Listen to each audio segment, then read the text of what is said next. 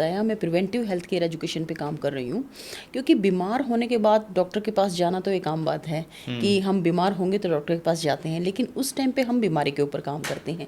लेकिन मैंने सोचा, अपना जो मेरा एक्सपीरियंस है, मैं जब अपनी क्लिनिक पर मैं बैठती थी तो मैंने अपनी ऑब्जर्वेशन से पाया कि जो भी हमारे पास पेशेंट आते हैं उनको ये पता ही नहीं होता कि हम बीमार क्यों पड़े।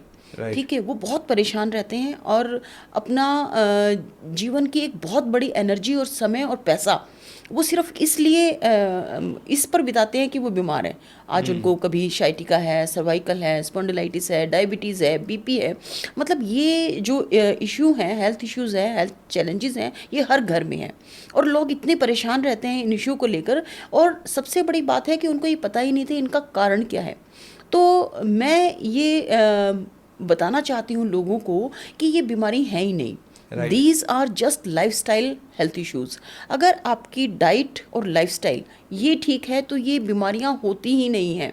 लेकिन हम लोग क्या करते हैं, जब बीमार होते हैं तो सिर्फ हम ये सोचते हैं कि क्या खाएं, क्या दवाई लें, क्या कौन से डॉक्टर के पास जाएं, और कभी इस तरफ हमारा ध्यान ही नहीं जाता कि ये हुआ क्यों है, इसका कारण क्या है। ऐसी हमने अपने डाइट में, अपने लाइफस्टाइल में ऐसी कौन सी मिस्टेक की है जिसकी वजह से ये हुआ है।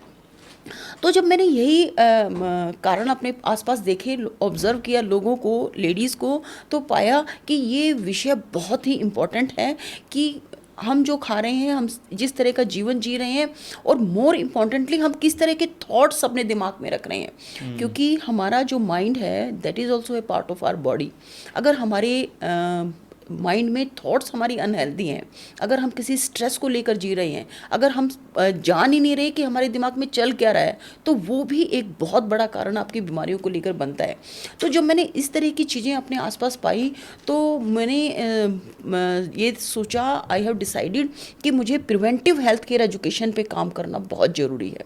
हमें लोगों को बताना पड़ेगा कि आप किस तरीके से स्वस्थ रह सकते हैं, ऐसे कौन कौन से आपके डाइट एंड लाइफस्टाइल में चेंजेस हैं जो आप करके और अपने आप को, अपनी ज़िंदगी को ठीक रख सकते हैं। क्योंकि रोहित, ज़िंदगी तो एक ही है, बिल्कुल, बार बार तो मिलेगी नहीं। तो अगर उसी ज़िंदगी को हम दुख में, तकलीफ़ में, बीमारियों में बिता देंगे तो फिर फ़ायदा क्या है। तो हम